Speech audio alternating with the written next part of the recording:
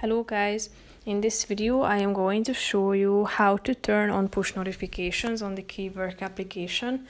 But first I just want to mention, don't forget to subscribe to my channel because at 10,000 subscribers I am going to show you my whole YouTube revenue statistics and growth strategy, how to make money online. So let's jump into it. First of all, open the app on your phone. Tap on the More button down below in the right side corner of the screen. After that, you should scroll down to the notifications and sound section and click on push notifications. As soon as it turns green, it means that push notifications have been turned on.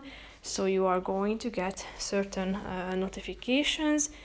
If you go to the notification section, you are going to find all of the relevant ones here at this section. So that's pretty much it for this video, guys. See you in the next one. Bye bye.